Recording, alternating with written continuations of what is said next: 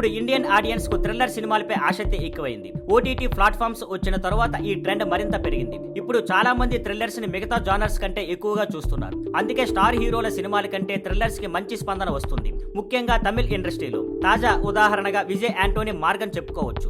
ఈ సినిమా ఎటువంటి హైప్ లేకుండా రిలీజ్ అయ్యి రిలీజ్ రోజు ఈవినింగ్ షోలు మంచి కలెక్షన్స్ పెరిగి వీకెండ్ లో డీసెంట్ కలెక్షన్స్ సాధించింది. కత్తిరించిన రన్ టైం, థ్రిల్లింగ్ కథనం కారణంగా ఆడియన్స్ కు బాగా నచ్చింది. నవీన్ చంద్ర A11 సినిమా కూడా ఇదే విధంగా థియేటర్స్ లో పెద్దగా ఆడకపోయినా ఓటీటీలో వచ్చిన తర్వాత మంచి రెస్పాన్స్ వస్తుంది. చాలా మంది దీన్ని ఇటీవల కాలంలో వచ్చిన బెస్ట్ థ్రిల్లర్స్ లో ఒకటిగా చెబుతున్నారు. ప్రమోషన్స్ బాగా చేసుంటే థియేటర్స్ లో కూడా మంచి కలెక్షన్స్ వచ్చేవి అని ఫ్యాన్స్ అంటున్నారు. తమిళ్ ఇండస్ట్రీలో మార్గన్, A11 తో పాటు 10 అవర్స్, DNA లాంటి థ్రిల్లర్స్ కి కూడా మంచి స్పందన వచ్చింది. ఈ మధ్య రిలీజ్ అయిన రెట్రో, తగ్ లైఫ్, విడా ముయార్చి లాంటి పెద్ద సినిమాలను ఆడియన్స్ రిజెక్ట్ చేస్తూ చిన్న బడ్జెట్ థ్రిల్లర్స్ ని ఎంకరేజ్ చేస్తున్నారు. ఇవన్నీ తక్కువ బడ్జెట్ లో నిజమైన ఘటనల ఆధారంగా తెరకెక్కినవే. ప్రస్తుతం తమిళ్ ఇండస్ట్రీలో 20కి పైగా థ్రిల్లర్స్ షూటింగ్ దశలో ఉన్నాయి అని సమాచారం. ఇది ట్రెండ్ ఎంతగా పాపులర్ గా ఉందో చూపిస్తోంది. అయితే ఈ థ్రిల్లర్స్ ట్రెండ్ ఎంతకాలం వరకు ఆడియన్స్ ని ఎంగేజ్ చేస్తుందో చూడాలి.